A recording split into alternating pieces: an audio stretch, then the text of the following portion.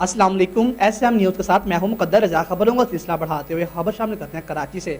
कराची के इलाके डिफेंस में जवान साला माहा अली की मुबीना खुदकशी केस में पेश रफत सामने आई है। पुलिस के मुताबिक मुतवफ़्फ़िया के मोबाइल फ़ोन के कॉल डाटा से सुराग मिला है कि इसे आखिरी मुसलसल 3 कॉल्स एक ही मोबाइल नंबर से की गई थी।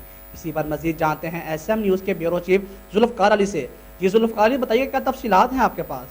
जी बिल्कुल। कराची के इलाके डिफेंस में जवान साल माहा अली की मुबीना खुदकशी केस में पेशरफ सामने आई है।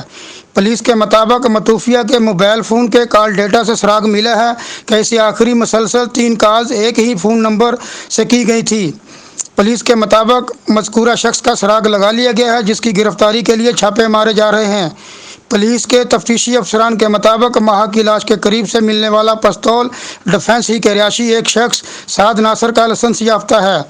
यह पिस्तौल माहा अली के पास कैसे आया, इसका सुराग लगाने के लिए पिस्तौल की मालिक की तलाश है, जिसके घर छापा मारा गया मगर इसे हिरासत में नहीं लिया जा सका।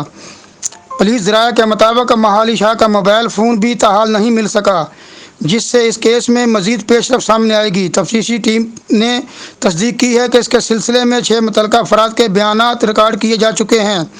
पुलिस पार्टी गुज़श्ता रोज़ मीरपुर खास भी गई थी, जहां माहा के अहले खाना के बयानात लिए। ताहम हतमी बयानात के लिए ख़ानदान आइंदा 24 घंटे में कराची पहुँच जाएगा। नाम ना ज़ाहिर करने की शर्त पर पुलिस अफसर ने बताया कि इस केस में आइंदा 24 घंटे के दौरान अहम पेशरफ सामने आएगी।